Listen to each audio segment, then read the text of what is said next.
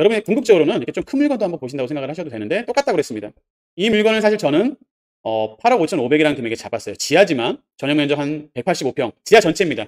지하 1층 전체 185평에 대지권 75평인 물건을 제 책에도 지하 물건 나와 있고 하지만 이것도 싸게 잡아서 할 수 있는 부분이라고 저는 생각했기 때문에 8억 5,500에 잡았고 이 당시에 입찰 들어온 사람이 한 19명 정도 들어와서 잡았는데 이게 또 이제 경매가 말고도 채권이라는 것도 있는데 그건 지금 시간에 저희가 언급할 것도 아니고 아직 너무 빠른 얘기라 그냥 넘어가겠지만 그렇게 채권 동업까지 확인해서 저는 이 금액으로 잡았고 이 금액으로 잡았다가 나중에 원래는 1억에 500 정도 임대를 놓을 수 있는 상황이었는데 지금 여기 세입자가 현황 1억에 500으로 되어 있었고 실제 조사해보니까 1억에 500이 가능하더라고요. 그래서 1억에 500 놓으면 내 임대 수익이 괜찮겠더라고요. 계산해보니까. 어떻게 괜찮나 한번 제가 아까 말씀드린 것처럼 계산해보시면 감정가의 60% 대출이 나올 수 있다고 했죠. 보통은. 그럼 한 6억 6천 정도 대출이 나올 수 있겠네요. 대략적으로 얘기하는 겁니다. 대략적으로. 아니면 더 나올 수도 있고 경우에 따라 다릅니다. 90% 나올 수도 있습니다. 또는 8억 5,500에 8, 90% 나올 수 있다고 했어요. 그러니까 80%면 6억 4천 정도 수준이 나올 수 있는 거고. 그러면 내 돈이 20% 정도와 등기비가 들어가게 된다고 하면 처음엔 좀 목돈이 들어가지만 이 보증금 1억을 다시 돌려받게 되면 내 투자금이 많지 않아져요. 그리고 대출받은 금액에 뭐 6억이든 7억이든 대출에 대한 이자가 나가서 한 200이든 250 나가도 월세 500을 받게 된다고 하면 매달 250이 월세가 들어오게 됩니다. 좀 단위가 크지만 들어오는 단위도 다르잖아요. 아까 얼마 안 들어가고 뭐 몇십만 원이었다면 조금 더 들어가지만 들어오는 단위가 커지죠. 이거 하나로도 250만 원 정도가 나온다면 이런 거 두 개 잡으시면 아까 말씀처럼 500만 원 되는 거예요. 근데 실제 투자 자금은 뭐 한 1억에서 뭐 내외가 되거나 1억 좀 더 1억 들어갈 수도 있고 이 정도 되지만 그래도 아까 똑같은 얘기지만 1억 2억 들어가서 매달 200만 원 300만 원 400만 원 나올 수 있는 건 지금 없어요. 괜찮다는 거고 나중에 되팔았을 때도 재미가 있겠죠. 이걸 좀 더 구체적으로 제가 한번 더 보여드릴게요. 실제 그렇게 해서 제가 했었던 것 중에서 이 물건을 어떻게 했냐면 이 물건입니다. 같은 물건인데요.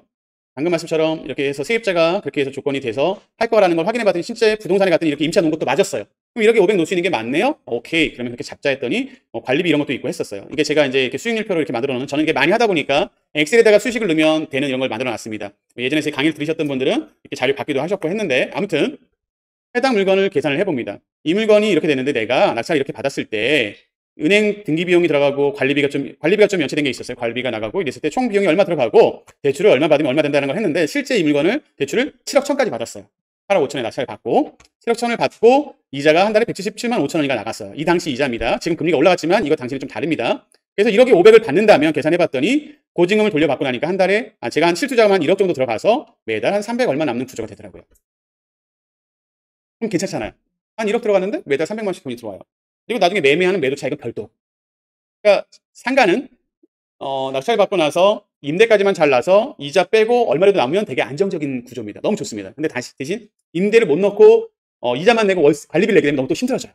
이게 좀 양날의 검처럼 서양 검이 이렇게 양쪽에 검이 앞쪽 뒤쪽에 칼날이 있다고 해요. 좋을 때 너무 좋은데 잘못하면 절제될 수도 있는 위험성은 있습니다. 위험성이 없다고는 하지 않아요. 그렇지만 우리가 조건이 뭐예요? 아까처럼 감정가보다 우리는 항상 최소 10%, 20%, 30% 싸게 샀기 때문에 그 리스크가 작은 거죠.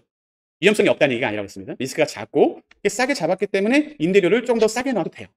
그런 우리가 유리한 조건이 있죠. 똑같은 물건을 분양받은 분들이 이따 제가 한번 설명하겠습니다. 분양받은 분들은 분양받은 가격 이상으로 임대를 놔야 되겠죠. 아니신가요? 분양받을 때 목적이 뭡니까? 원래 월세 받으려고 분양받은 거잖아요. 1층 상가든 2층이든 3층이든. 근데 내가 분양받은 가격이 있으면 이자가 나가야 되니까 이자 빼고 월세가 얼마 남아야 분양을 하는 건데 그 조건이 안 맞으면 어떻게 되겠습니까? 안 넣죠. 근데 우리는 이 분양가보다 최소한 20-30% 싸게 잡았다면 저희는 더 싼 가격에 놓을 수 있는 조건이 되잖아요. 그러니까 임대를 똑같은 물건 이 사람 분양받은 사람 저거 낙찰받은 사람이라면 우린 좀 더 싸게 놓을 수 있어요. 예를 들어서 그냥 대충 우리는 400에 놓을 수 있어요. 여기 500이 나와야지만 화산이 나와요. 뭐가 먼저 나갈까요? 임대가?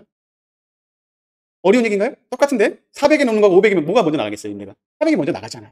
당연한 거죠. 특별한 조건도 없습니다. 당연한 이치죠. 싼 물건 먼저 팔리겠죠? 사실 우리가 이 핸드폰 하나만 사려고 해도 얼마나 알아보고 무슨 싼 데 찾아가지고 해서 얼마 싼 거 하려고 하는데 집이든 상가 이거 당연한 거 아니겠습니까? 임대도 마찬가지죠. 100만 원 더 싸다면 당연히 그 물건부터 나갑니다. 그래서 저희가 유리한 거예요. 그래서 100%라는 얘기가 아니라 우리가 좀 유리한 조건, 좀 더 싸게 샀고 좀 더 싸게 임대를 놓을 수 있는 조건이 되다 보니까 더군다나 레버리지 효과로 낙찰 금액의 80%, 90%까지 대출을 받을 수 있는 조건까지 맞춰진다면 실투자금은 작으면서 수익을 얻을 수 있는 그런 구조를 우리가 갈 수 있는 거죠. 이게 경매의 장점입니다. 사실 이렇게 진행을 하려고 해서 다 진행하다가 실제 임차인으로 스크린 골프까지 들어오려고까지 다 얘기가 됐었어요. 그래서 뭐 쓰겠다고 해서 잘 하려고 했는데 근데 아쉽게도 들어가지만 사겠다는 분이 계셨어요. 그냥 사겠대요. 부동산에 와서 먼저 사겠다고 연락이 온 거예요. 그럼 어떻게